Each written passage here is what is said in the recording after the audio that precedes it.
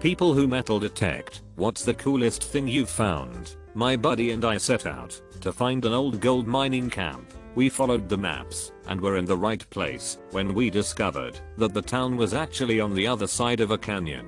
We had to beat our way through some 12-foot brush and then started finding things everywhere. He found a pocket watch right by the side of the old wagon road. We realized that the entire dump was still there, like the place had become forgotten and finally recorded on the wrong side of the creek years before. We actually stopped hunting and told the Forest Service. We met and took the archaeologist up there. He was floored because everything was still in context. Felt pretty good about finding a whole town.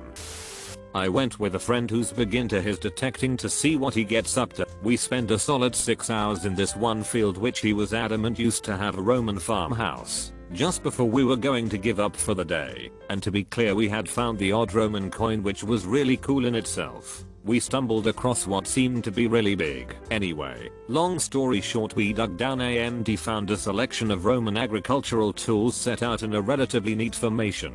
My friend has since gone back and found further tools as well as a huge haul of coins. This will be really underwhelming for a lot of people, but the historic tools were really cool.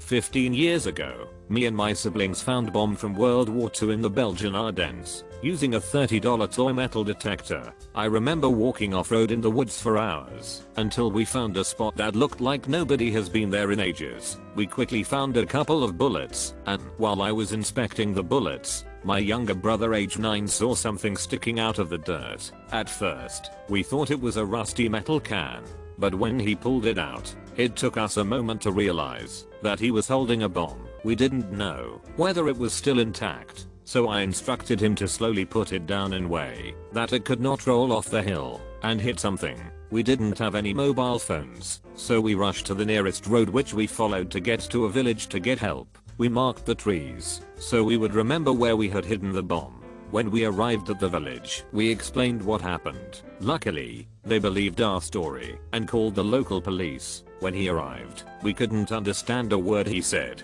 He was speaking French. We only spoke Dutch, but eventually he would follow us deep into the woods. When we arrived, the bomb was luckily still there, and after an inspection by the police officer we were instructed to leave as apparently it was too dangerous and had to be picked up by the bomb squad, but not before we snapped a picture for the local press, posing with the bomb next to us. I found a meteorite in Kansas. There is an area outside of Greensburg that is known to have had a meteor explode in the air before hitting the earth, and dozens of smaller fragments are scattered over many miles. They are very deep and a lot of work to dig up, but my dad and I dug a 7-foot hole and extracted a nearly 30-pound stony iron palisade meteorite, which is worth nearly $2,000 a pound. A couple of historians found some old journals about a battle in the Indian Wars and started to theorize that it happened on the farm I grew up on. They have gone out on 4-wheelers with metal detectors on sleds and found cannon shot and cannonballs. At one point where the soldiers started euthanizing their horses, they found a rower slug with 4 horseshoes. Somewhere there is a cannon, 2 Gatling guns, and a bunch of rifles that nobody has found yet. Been at it since 1999.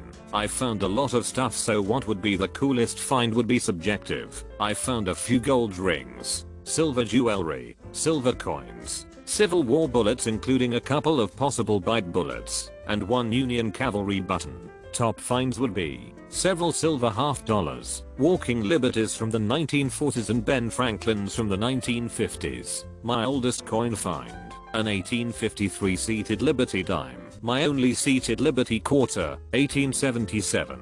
My 3 gold rings, one that has 25 small diamonds, another that is a wide band wedding ring with 3 initials carved into the outside with inlaid silver metal, and an old Herff Jones graduation/school ring that is basically a blank. Nothing carved into it, an uncrushed 1930s silver thimble. Most found thimbles are crushed. I've never found a gold coin or a silver dollar or a pocket watch or a 2-cent coin or a 3-cent coin.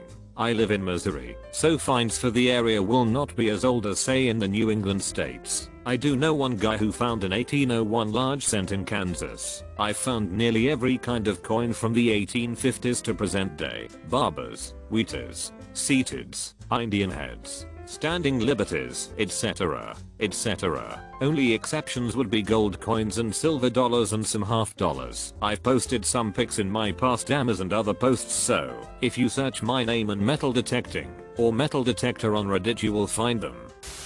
I took a metal detector to my grandparents' garden when I was 10 and found some Civil War canister shot. God damned if it didn't get lost in a move a few years later. Never found anything as cool as that since then. To make up for that, I spent the next 10 years poring over war era battle maps showing the positions of each regiment and battery over the course of a particular major battle that basically crisscrossed the whole area, comparing with modern topo maps, doing serious deep dives into primary sources, etc. Eventually, I figured out the exact hill the grape shot had likely been fired from, and the side that fired it. I'm glad I got to experience finding it, at least, even though it got lost. It played a big role in my turning into a big history nerd early on.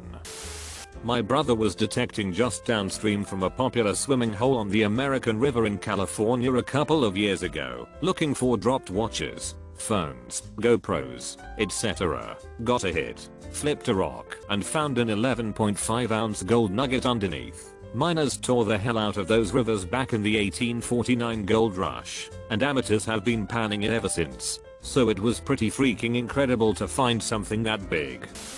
I found a blacksmith's shop in the middle of a farmer's field. I was detecting for a historical society and their local expert told me to detect a certain spot that he calculated where the blacksmith shop would be. I did a 10x 10 foot area with only finding small pieces of slag. I wasn't convinced that the shop was there, but the expert wouldn't have it. While everyone took a break at noon, I started a spiral pattern going farther and farther from his calculations. About 30 minutes later, and 100 feet away, I got good strong signals and large slag pieces. I even found a single clay brick. One of the society members started an excavation at my spot. They eventually hit the corner of the shop's foundation. They found a hammer and tools for the anvil and the rest of the blacksmith shop.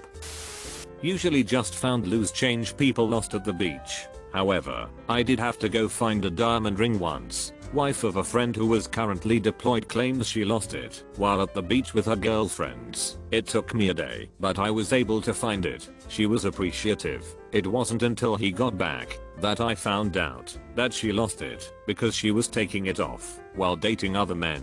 I hated her ever since for playing me like that.